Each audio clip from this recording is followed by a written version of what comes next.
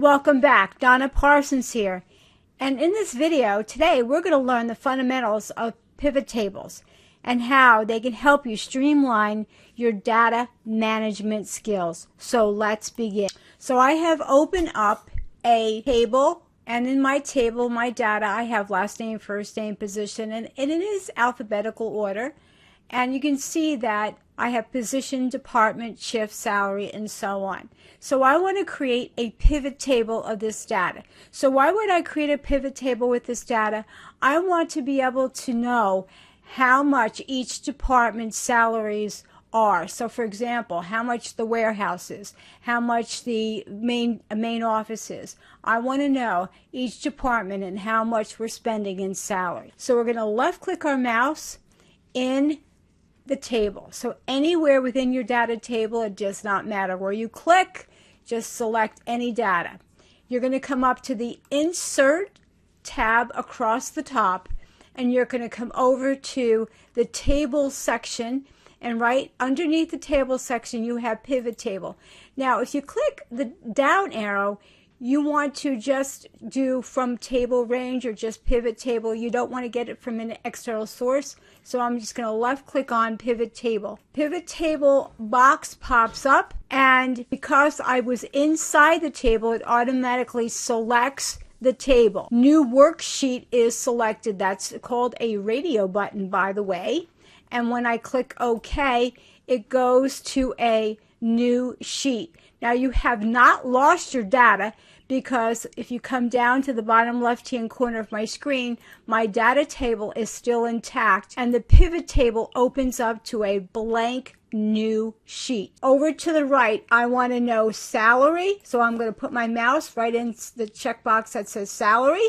I'm going to put my checkbox into department, and automatically you can see that it exactly what I wanted to know. I wanted to know the sum of the salary for each department. If I wanted to drill it down even further and say, oh, how much is the salary, for example, in the shifts. So let me bring up the shifts.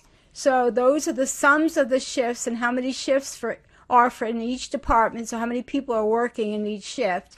Now let's just say I want to know how many people are working, for example, in the warehouse shift in shift 1. So but to do that, I want to come across the top and I want to come over to Pivot Table Analyze, because I have the pivot table opened, and now Pivot Table Analyze and Design are two tabs that automatically appear when you select and create a pivot table. So I am in the Pivot Table Analyze, and now I'm going to come down to the Filter section, and in the Filter section it says Insert Slicer.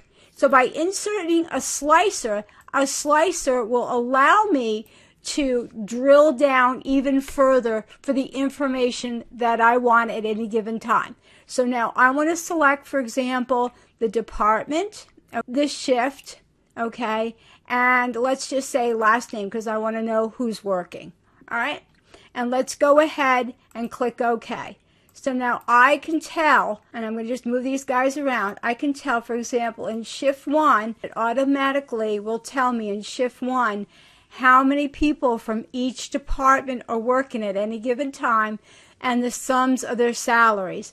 And here is their last name, so I can tell who's working. And for example, nobody in the main office is working in shift 1. If I select shift 2, it tells me that a grand total of 12 people are working in shift 2. There's the sum of their salaries, and these are the names of the people that are working in shift 2. Let's go over to shift 3. I have 21 people, grand total of the sum of the salary, and it shows me how many people are working. Nobody's working in the sales department. See, it's grayed out there. And then these are the people that are working in shift number 3. So by using the slicer, it is extremely helpful in allowing you to drill down your data to however you want it to encompass. I hope you enjoy this lesson. Thank you so much for your time. And if you like what I have to say, subscribe, because I'm putting out a new video at least 2 or 3 times a week. And thank you again.